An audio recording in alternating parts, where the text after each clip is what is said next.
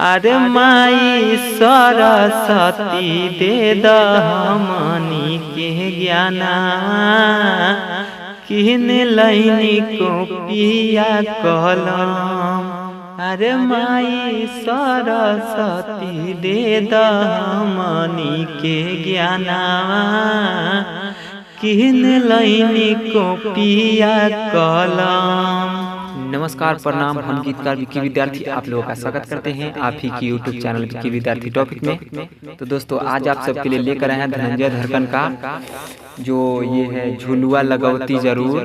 जी हाँ दोस्तों, इसी ट्रैक पर आप लोगों के लिए तरकता भरकता सरस्वती पूजा सॉन्ग लेकर के आए हैं, जो कि बिल्कुल फुल और फ्री है। जिस भाई को भी रिकॉर्ड करवाना है रिकॉर्ड करवा सकते हैं। तो चलिए सुनते हैं गाने का डमी कैसा है।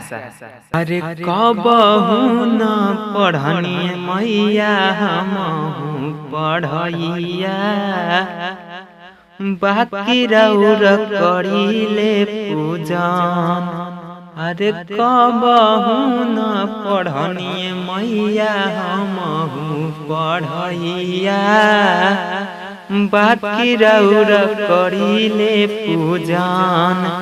अरे माई सरस्वती दे दमनी के ज्ञाना किन लैनी कॉपिया कलम।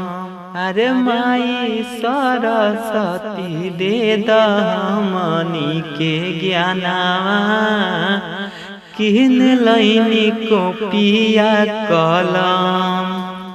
गौआ के लोग कहे नइखे कुछु खास रे, के तनो तू गइबे गाना होइबे नहीं पास रे। अरे हमारा पदाया करी माई बिना वाली, दे दी हमके बचन।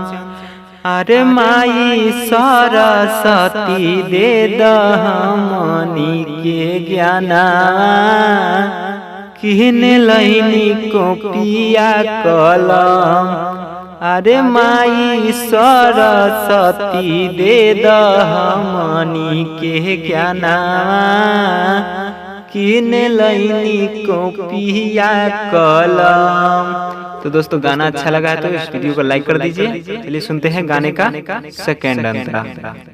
राइटर विकी जी के फोनावा मिलैनी, उनका से कही माई मूर्ति मंगवैनी।